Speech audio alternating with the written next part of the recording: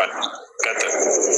ያው እኔ ቅድም ሳውል ነገር ትንሽ መከር በመከር በጣም ያሳዝናል። የሚሰራ ያለ ነገር ለማመን ራሱ ይከብዳል። የሰው እንደዚህ የተጨካከነ መርሐባችን። በጣም ጥሩ። ሰሞኑን አንዳንድ ቪዲዮዎች እዚህ ቲክቶክ ላይ ሁላችሁም እያያችሁ ነው። እኔም አይቻለሁኝ እንዳጋጣሚ ሰልፍ ማለት ነው። እሱም ምንድነው የሰው ልጅ ህይወት በጣም ቀላል የታየበት ጊዜ ምናልባት ለእንስሳት እየተጨነቅን ያለን ይመስለኛል ከሰው ልጅ ደም በላይ። ሰው የሰውን ፍየል ሲገድል አይታችሁ ታውቃላችሁ? አታውቁ። በጣም ይጠነቅቃል። ሰውን ለመግደል ግን አሁን በጣም ቀላል ሆኗል። ለዚያውም በማይረባ ነገር ይወታቸዋል። አንዱ የሌላውን እንደዚህ እንትን እያረዳ ይቻለሁኝ። ቅድም ፌስቡክ ላይ ተለቁ እየሳቁ እየተሳለቁ እንዲህ እግሩን ረግጠውት ያርዱታል። ሰውየው እያለ ይጨዋል። ሌላኛው ደግሞ ልክ እንዲሁ በሴትና በሴት ተጣልተው ምናምን ሲሉ አየሁኝ። ሐቂቃውን አላህ ያለም አላህ ይወቀው። በዛ የተገዳደሉ ሰዎችን ሰማኝ አየሁኝ። በጣም ያሳዝናል። በጣም ያሳዝናል። ነቢያችን ሰለላሁ ዐለይሂ ወሰለም የሰው ልጅ ደም በጣም የሚረክስበት ጊዜ ይመጣል ብለው ተናግረዋል። የሰው ልጅ ደም በጣም የሚረክስበት ዘመን ይመጣል ብለዋል። ይህ ዘመን ነው እንዳጠቃላይ አንድ ሰው የገደለ ሰው ከአላህ ዘንድ ኃጢአቱ የአላህን ሰው እንደገደለ ያክል ነው። የሰው ልጅ በጣም የተከበረ ፍጡር ነው። አላህ ስብሐነ ወተዓላ አክብሮ ነው የፈጠረው። ወለቀድ ከረምና በኒ አደም ይላል። በእርግጥም የአደምን ልጆች አክብሬያቸዋለሁ ብሏል አላህ። አላህ በሌላ ቦታ ላይ ምን አጅሊ ዛሊከ ከተብና ዐላ በኒ እስራኤል አነሁ መን ቀተለ ነፍሰን ቢገይሪ ነፍስ አው ፈሳድን ፊል አርድ ፈከአነማ ቀተለ ናሰ ጀሚዓ ወመን አሕያሃ ፈከአነማ አሕየ ናሰ ጀሚዓ ይላል። የአንድን ሰው ነፍስ ያጠፋ የዓለምን ሰው ነፍስ እንዳጠፋ ይቆጠራል አለ አላህ። ሰው ነው ያለው። ሙስሊም፣ ክርስቲያን፣ አማራ፣ ኦሮሞ፣ ትግሬ አላለም። ሰው የአንድን ሰው ነፍስ ያጠፋ የዓለምን ሰው ነፍስ እንዳጠፋ ነው አለ። የአንድን ሰው ነፍስ ከሞት የታደገና ያዳነ ደግሞ ያተረፈ የዓለምን ሰው ነፍስ እንዳተረፈ ነው አለ። ሰው ነው ያለው አሁን። ስለዚህ አላህን ፍሩ ባካችሁ። አላህን ፍሩ፣ አላህን ፍሩ። የሰው ልጅ ነፍስ በጣም የተከበረ ነው። حرمة دم الإنسان أعظم عند الله من حرمة الكعبة. የአንድ ሰው ደም ክብሩ ከአላህ ዘንድ ከካዕባ በላይ ነው ክብሩ። ካዕባ ከዚህ ዓለም በላይ ትልቁ ክብር ያለው እርሱ ነው አላህ ዘንድ። የሰው ልጅ ነፍስ ደግሞ ከእርሱ በላይ ነው ፈጣሪ ዘንድ።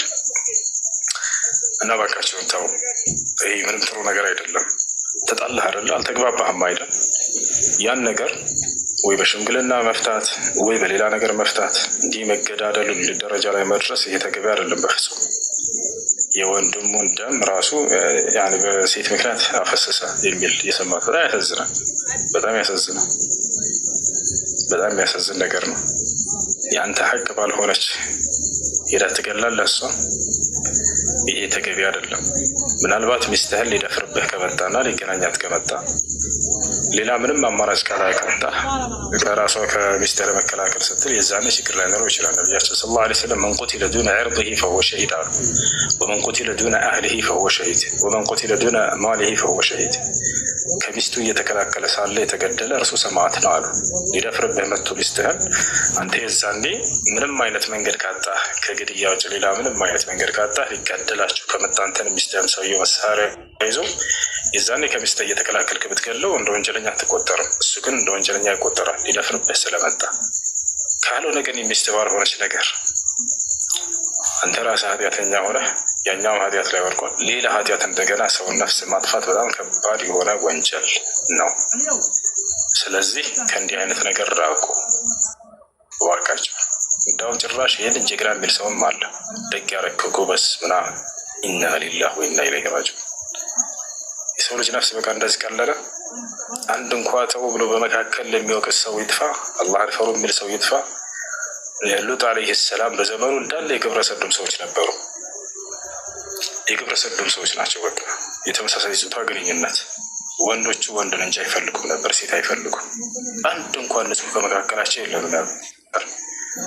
ኑህ ሉጥ ዓለይሂ ሰላም ምን አላቸው? አለይሰ ሚንኩም ረጁሉን ረሺድ። እንደው ከእናንተ አንድ እንኳ ቅኑ ሀሳቢ ሰው ይጥፋ አለ። ከእናንተ አንድ እንኳ ቅኑ ሀሳቢ ሰው ይጥፋ፣ ሁላቸውም አንድ አይነት ሀሳብ አላቸው። ሁሉም ተሰባስበው እንኳን ደግ ያደረግክ ምናምን አይባልም። አላህን ፍሩ፣ አላህን ፍሩ። የሰውን ደም አንድ ሰው የገደለ ሰው ኢስላም በጣም ከባድ ወንጀል፣ የዓለምን ሰው ነፍስ ተገደለ። ለዚያም ነው የገደለ ይገደል የሚለውን ህግ ያወጣው ኢስላም። የሰውን ነፍስ ስለሚያከብር ፍራት ነው። ወላ ተቅቱሉ ነፍስ ለቲ ሐረመ ላህ ይላል አላህ። እኔ አክብሬ የፈጠርኳትን ያችን ነፍስ እንዳትገሏት አደራ፣ እንዳታጠፏት ብሏል። ነፍስ ሰው ነው ያለው። አማኝ ይሁን ከሃዲ ይሁን የፈለገ ይሁን ሰው መጥፋት የለበትም። ያ ነው እና ስለዚህ ከእንዲህ አይነት ነገር ተቆጠቡ እባካችሁ። የአንድ ሀገር ልጆች ናቸው፣ ተሳሰቡ። አንዱ ለሌላው ያስብ። ጥፋት ላይ ካገኘሁ ያኛውን ወንድምህን ቆም አድርገህ ይዘህ ገስጸው። በአንተ ላይ ወሰን እና ድንበር ቢያልፍብህም እንኳን አንተ ያንን በትዕግስት እለፍና እርሱ ዳግም እዛ ጥፋት ላይ እንዳይወድቅ ወንድምህ ገስጸው። እልህ ውስጥ አትግቡ። ይህ ሰይጣናዊ ሳቢ ውስጥ አትግቡ። ይህን ካልገደልኩት ቆይ እንዳው ልቤ አይሽርልኝም አይባልም። ይህን የሚላቸው ውስጣቸው ላይ ሰይጣን ነው፣ የእውቀት ማነስ ነው። ከአላህ ጋር ያላቸው ትስስር በጣም የራቀና የላላ መሆኑን የሚያሳይ ነው እንጂ ጀግንነት አይደለም። ትክክለኛ ጀግንነት በቁጣ ጊዜ ታግሶ ለአላህ ስብሐነሁ ወተዓላ ይቅር ያለ ሰው ነው። ይህ ነው ታጋሽ። ነቢያችን ሰለላሁ ዐለይሂ ወሰለም ለይሰ ሸዲዱ ቢሱራዕ ኢነማ ሸዲዱ አለዚ የምሊኩ ነፍሰሁ ዐንደል ገደብ አሉ። ጀግናና ጠንካራ ሰው ብሎ ማለት ሰዎችን ታግሎ የጣለ ሰው አይደለም አሉ ነብዩ ሰለላሁ ዐለይሂ ወሰለም። ነገር ግን በቁጣ ጊዜ በተቆጣና በተናደደ ጊዜ ቁጣን ዋጥ ቻል ያደረገ ሰው ነው አሉ። ያ ነው እንዲህ ላደረጉ ሰዎች የጀነት ሰዎች መገለጫ እንደሆነ ነብዩ ሰለላሁ ዐለይሂ ወሰለም ተናግረዋል። ማን አላህ ራሱ በቁርአን ላይ ተናግሯል። ወሳሪዑ ኢላ መግፊረቲ ሚን ረቢኩም ወጀነቲን ዐርዱሃ አሰማዋቱ ወልአርዱ ዑደት ሊልሙተቂን አለዚነ ዩንፊቁነ ፊሰራኢ ወደራኢ ወልካዚሚነ አልገይዝ ወልዓፊነ ዐኒናስ ወላሁ ዩሒቡል ሙሕሲኒን አለ። ወደ ጀነት ተሽቀዳደሙ ካለ በኋላ አላህ የጀነት ሰዎች ማን እንደሚሆኑ ባህሪያቸውን ሲናገር ወልካዚሚነ አልገይዝ አለ። ቁጣቸውን ወጥ የሚያደርጉ ናቸው አለ። ወልዓፊነ ዐኒናስ ሰዎችንም ይቅር የሚሉ ናቸው አለ። ወላሁ ዩሒቡል ሙሕሲኒን እኔ መልካም ሰሪዎችን እወዳለሁ አለ። ቁጣን ዋጥ አድርጎ ለአላህ ሲል ትዕግስት አድርጎ ይቅር ያለ ሰው ነገ የፍርዱ ቀን የትንሣኤ ቀን የፈለግከውን የጀነት በር መርጠህ ግባ እንደሚባል ታውቃላችሁ። ዛሬ ላይ ብትበቀል ምንም የምታገኘው ነገር የለም። ምናልባትም ወሰን አልፈህበት ነገ የፍርዱ ቀን ቅጣትን ልትቀበል ትችላለህ። ነቢያችን ሰለላሁ ዐለይሂ ወሰለም ሐዲስ ላይ ሲናገሩ ምን አሉ? መን ከዘመ ገይዘን ወሁወ ቃዲሩን ዐላ አን ዩነፊዘህ ናዳሁ ላሁ ዐላ ሩኡስ ልኸላኢቅ የውመ ልቅያማ ወኸየረሁ በይነ ልሑር ልዐይን አው በይነ ልጀና። ነቢያችን ሰለላሁ ዐለይሂ ወሰለም ምን አሉ? ዛሬ በምድር ላይ አሉ ተበድሎ ቁጣውን ዋጥ ያደረገና ለአላህ ሲል ይቅር ያለ መበቀል እየቻለ ቁጣውን ዋጥ አድርጎ ለአላህ ሲል ይቅር ያለ አላህ የትንሣኤ ቀን በገነቶች መካከል ያስመርጠዋል አሉ። የፈለግከውን ገነት መርጠህ ገባ ይባላል። ከፍጥረት ሁሉ ተመርጦ ይለይና ይጠራል። እሱ ለእኔ ብለህ ታግሰሃል ይቅር ብለሃልና ይለዋል አላህ። ዛሬ ደግሞ አንተን አስደስትሃለሁ በዚያ ምትክ የፈለግከውን ገነት መርጠህ ግባ ይባላል። ያን ታላቅ ወንዳዊ አትፈልግም። ስለዚህ ቅርባዮቹ ነው ቅርባዮቹ እለፉ። ሰው ሁሉ ጻድቅ መሆን አለበት ብላችሁ አትጠብቁ። ቢያንስ እሱ ላይ ያለ ጉድለት እኔም ላይ አለ ብለህ አስብ። እኔ ራሴ ለመቆይ ላስተካከል መጀመሪያ ብላችሁ አስቡ። ያ ሰው ላይ ሄዳችሁ ሌላ ጸፋዊ ነገር ሰይጣናዊ ነገር ከማድረጋችሁ በፊት እሳቸውን የአንድ ሀገር ልጆች ናችሁ፣ በስደት ላይ ሆናችሁ በዚያ ላይ ሌላው ዜጋ ሲጠቃቀም አታዩ። አንድ ፓኪስታኒ የሆነ ምግብ ቤት ከከፈተ ሙሉ ፓኪስታኒ እዛ ሰው ቤት ነው የምታገኟቸው። ያላያቸው ተያይዘው አብረው ነው የሚሄዱት። አንድ ባንጋሊ የሆነ ምግብ ቤት ይክፈት አብረው ከሱ ጋር ነው የሚሄዱት። እኛ ኢትዮጵያውያን ጋር ይለያል። አንዱ ሌላውን በማይረባ ነገር ሲገድልና ሲያኮርፍ፣ ሲሳደብ፣ ሲዘልፍ ወይ እስር ቤት ተያይዘው ታገኛቸዋለህ። አላህ ሙስተዓን። ስራ ካጣ ጓደኛ ና ጓደኛ እዚህ ጋር ስራ አለ ብለህ፣ ስራ ካጣች ጓደኛሽ እዚህ ጋር ስራ አለ ነይ ጓደኛ ይበለሽ። መተሳሰብ ሊኖርባቸው ይገባል። አንዱ ሌላውን በዘሩ ምክንያት ዝቅ አያድርገው፣ አይስደበው፣ አይዝለፈው፣ አያንቋሸው። አንተን በሌሎች ላይ ከፍ አድርገህ አትመልከት። ይሆናል። ይህ ነው መሆን ያለበት። ነቢያችን ሰለላሁ ዐለይሂ ወሰለም አራሒሙን የርሐሙሁም አራሕማን የርሐሙ መን ፊል አርድ የርሐሙኩም መን ፊስ ሰማ አሉ። አዛኞችን አዛኝ የሆነው አምላክ አላህ ያዝንላቸዋል። ሰዎች ሆይ በምድር ላሉት እዘኑ፣ በሰማይ ያለው አላህ ያዝንላቸዋልና ብለው ተናገሩ። መን ላ የርሐም ላ ዩርሐም አሉ። ለሌሎች የማያዝን አይታዘንለትም እርሱም ብለዋል። እግፊሩ ይግፈር ለኩም አሉ። ይቅር በሉ ይቅር ትባላላችሁና አሉ። ይሄ ነው ነቢያችን ሰለላሁ ዐለይሂ ወሰለም ያስተማሯችሁ። እናንተ የነቢ ሰለላሁ ዐለይሂ ወሰለም ተከታዮች ከሆናችሁ ይሄ ነው ትምህርታችሁ። ይሄ አጸፋዊ ጀግንነት እየመሰላችሁ የሰይጣን ወታደሮች አትሆኑ። የሰደበህን በቃ ይህን ካልገደልኩኝ አትበል። በሆነ ጉዳይ እየተጋጨህን ይሄንን ህይወቱን ካላጠፋውኝ አትበል። ይህ ጥሩ አይደለም። ይህ ሰይጣን ነው እንትን እያላቸው ያለው እየገፋፋቸው ያለው። የሰይጣን ወታደሮች የሰይጣን ፈረሶች አትሆኑ። ሰይጣን ለመጥፎ ዓላማው የሚጋልባቸው የእርሱ ፈረሶች አትሆኑ። ይህ ጀግንነት አይደለም። ይህ ጀግንነት አይደለም። ጀግንነት ማለት ለተበደሉ ሰዎች ሄዶ ዝቅ ብሎ ከእነርሱ ጎን መቆም፣ የተራበ ካለ እርሱን መርዳት፣ የተጠማ ካለ እሱን ማጠጣት፣ ስራ ያጣ ጓደኛ ካለ ለእርሱ ወንድ ሆነህ ሄደህ ሰዎችን አናግረህ ስራ ፈልገህ ማስገባት። ይሄ ነው ጀግንነት። ገብታችኋል? ይሄ ነው ጀግንነት። ተደብቀህ ለዚያ ሙስሊም ወንድምህን ሰው ይሁን ብቻ ያንን ሰው ሄደህ ጀርባውን ሄደህ ወጥተህ መግደል የጸያፍ ነገር። ነቢያችን ሰለላሁ ዐለይሂ ወሰለም ለመጨረሻ ምን አሉ? لا تحاسدوا ولا تباغضوا ولا تقاطعوا ولا تدابروا وكونوا عباد الله إخوانا كما أمركم الله بحسب امرئ من الشر أن يحقر أخاه المسلم.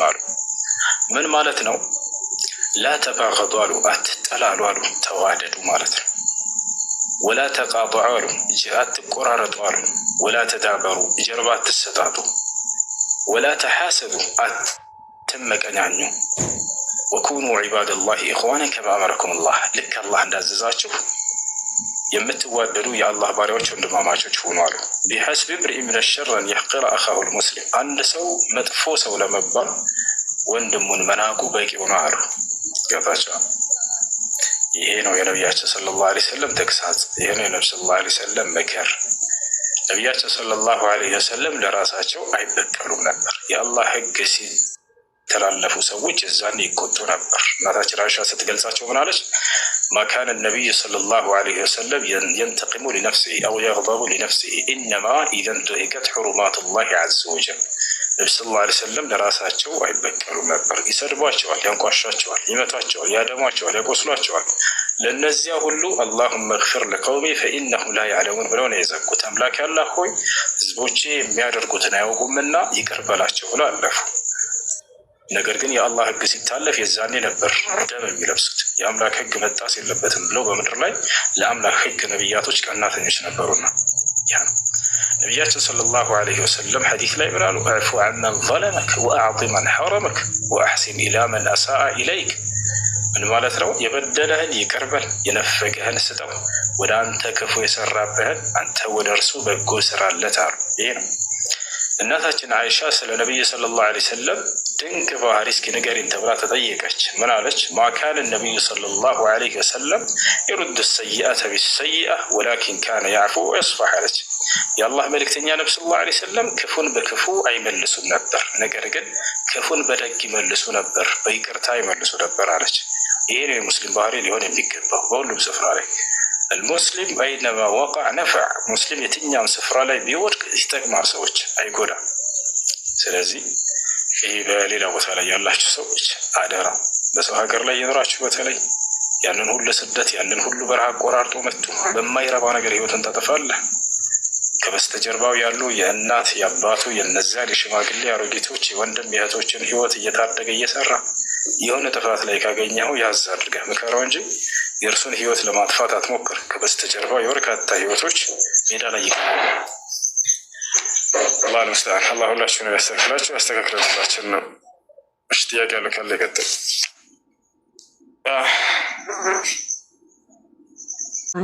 ያልኩህን አንብቤላ ሌላ ጊዜ ደግሞ እድል ከሰጠኝ እመጣለሁ። ግን ጌታ ኢየሱስ ይባርክህ። ቴንኪዩ።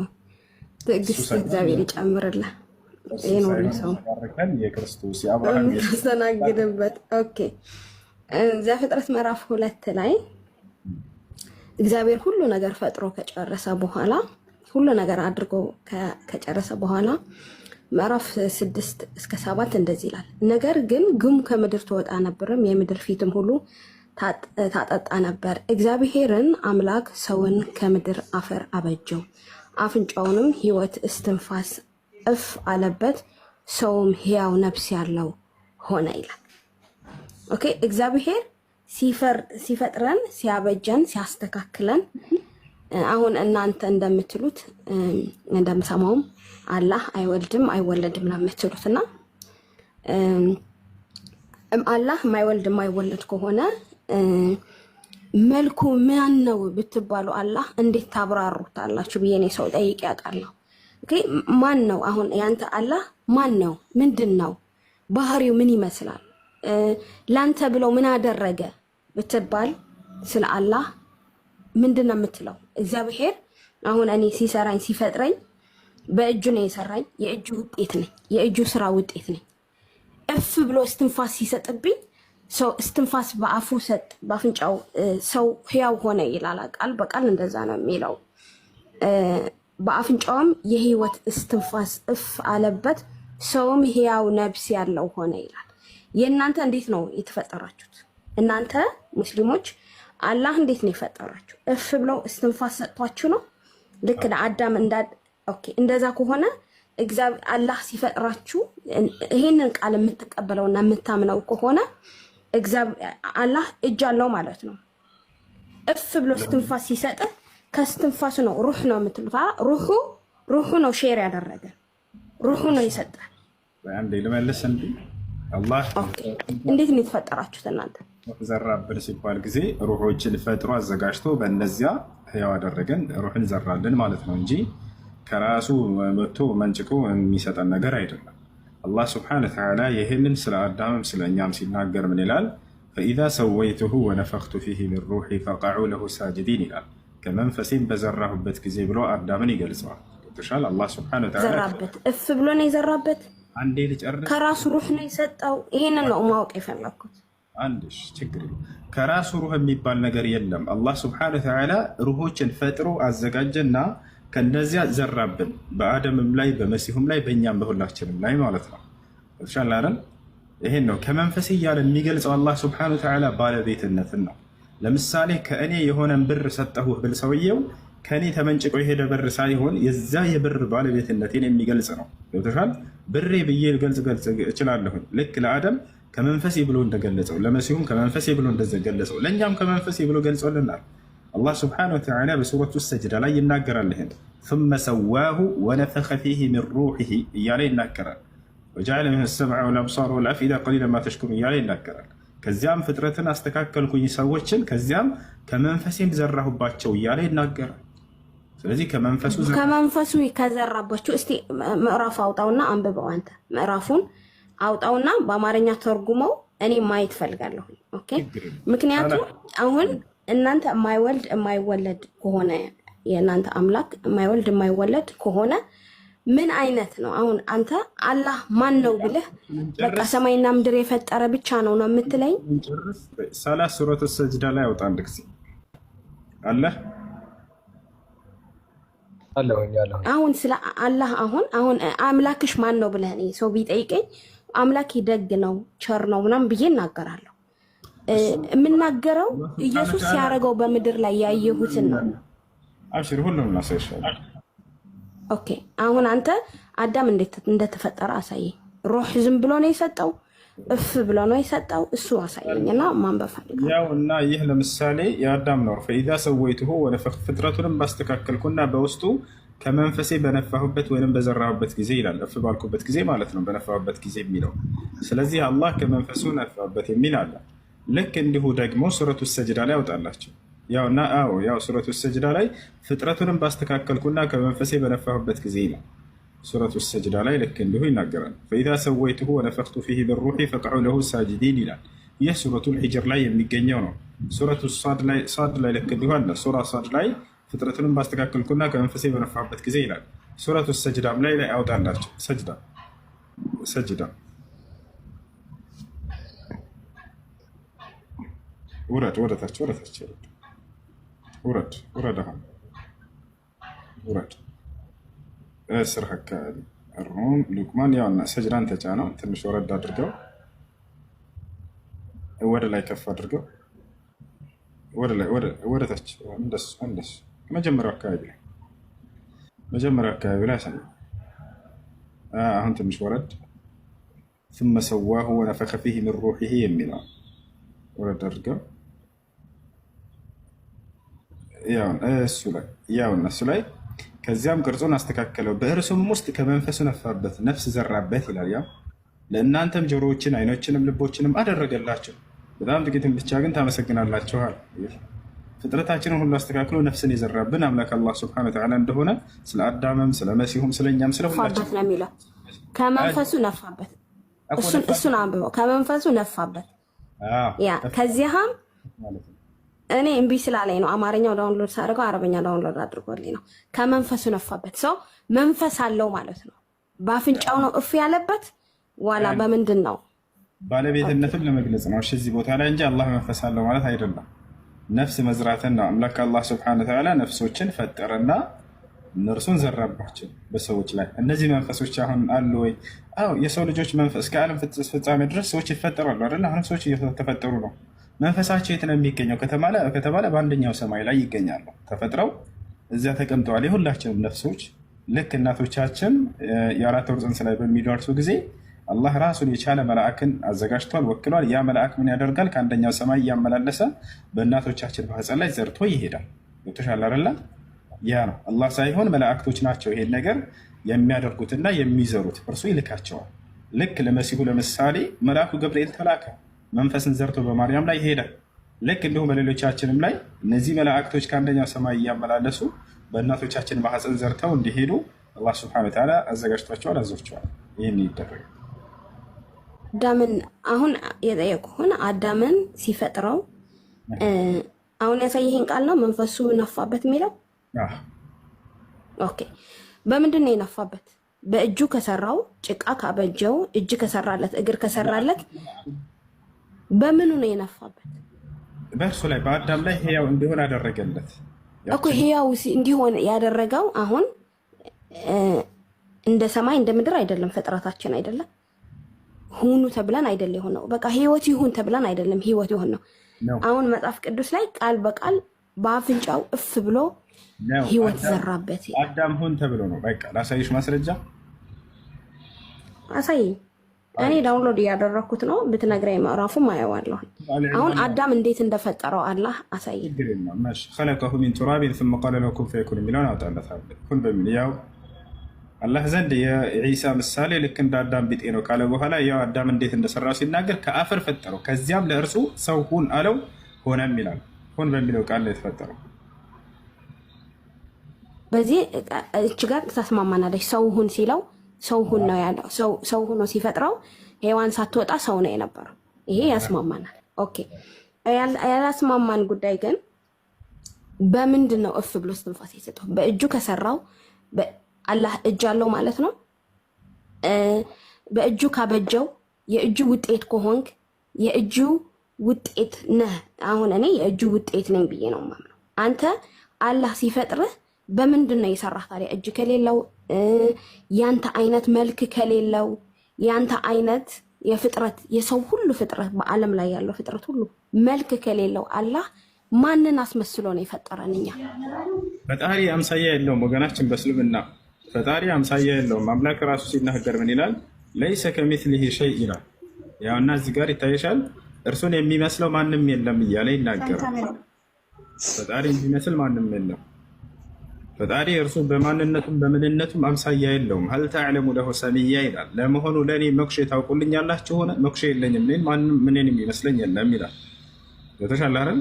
አዳምን የመጀመሪያ ፍጥረት አደረገ ከሰዎች እና ሰዎችን ሁሉ በእርሱ አምሳል ፈጠራቸው፣ በአዳም አምሳል ፈጠራቸው።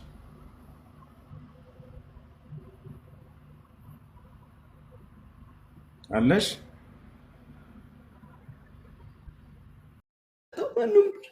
ያለ ስራ ነው ስራ መስጠት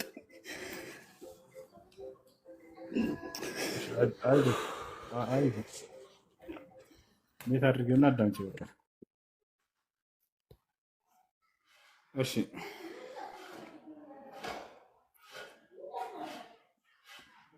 ኒካሁ አይወርድም። እሺ አይዞሽ። እንዴት አድርገን አንቺ እንዳልሽ ከሆነ ራሱን ከመቆጣጠር ውጭ ወጥቶ ነው ይሄን ቃል ያለው። ራሱን አያውቅም ነበር በሰዓቱ ከንዴቱ የተነሳ ብለሻል። እንደዚያ ከሆነ አንዱ ኒካ አይወርድም። ምክንያቱም ዑለሞች ምን ብለዋል? ብላህ አለይክ ሁሴን፣ ብላህ አለይክ አትበለው፣ በቃ ወርዷል በለኝ፣ አልፈልግም። ብላህ አለይክ አዳምጪ። አንድ ሰው ራሱን በማያውቅበት ቅጽበት ፈትቼሻለሁ ቢል ኒካሁ አይወርድም። ነቢያችን ሰለላሁ ዐለይሂ ወሰለም ሐዲስ ላይ ሩፊዐ አልቀለም ዐን ሰላስ ዐኒል መጅኑን ሐታ ይፊቅ ብለዋል። ከሶስት አካሎች ብዕር ተነስቶላቸዋል። ያ ማለት የሚናገሩትና የሚሰሩት ሕክም አይሰጥበትም፣ አይያዝም። አንደኛ የአእምሮ ህመምተኛ ወደ ንጹህ አእምሮ እስኪመለስ ድረስ፣ ሁለተኛ ህፃን ልጆች ለአቅመ አዳም እስኪደርሱ፣ ሶስተኛ እንቅልፉን የተኛ ሰው ከእንቅልፉ እስኪነቃ ድረስ አሉ ነቢ ሰለላሁ ዐለይሂ ወሰለም። ስለዚህ ጠላቁል ገድባን ላ የቃዕ ዑለሞች ይህን መሰረት አድርገው የተቆጣ ሰው ፍቺው አይወርድም፣ ኒካህ አይወርድም። ነገር ግን ቁጣ ለሁለት ይከፈላል። አንደኛ ራሱን ከመቆጣጠር ውጭ አስወጣው የሆነ ከባድ ንዴት፣ የዛኔ ወደ እብደት ዓለም ይገባል ሰው፣ ዛኔ አይወርድም። ራሱን ከመቆጣጠር ውጭ ያላስወጣው ንዴት ከሆነ፣ ቀላል ንዴት ከሆነ ግን ኒካሑ ይወርዳል። ያም ሆነ ይህ ግን አደራ ሚስቶቻቸውን በመልካም ያዟቸው። ሴቶች የአላህ ስብሐነሁ ወተዓላ አደራ ናቸው። የነቢዩ ሰለላሁ ዐለይሂ ወሰለም አደራ ናቸው። አላህ ስብሐነሁ ወተዓላ በቁርአን ላይ ወዓሽሩሁነ ቢልማዕሩፍ ይላል። በጥሩ ሁኔታ ተኗኗሯቸው ሚስቶቻችሁን።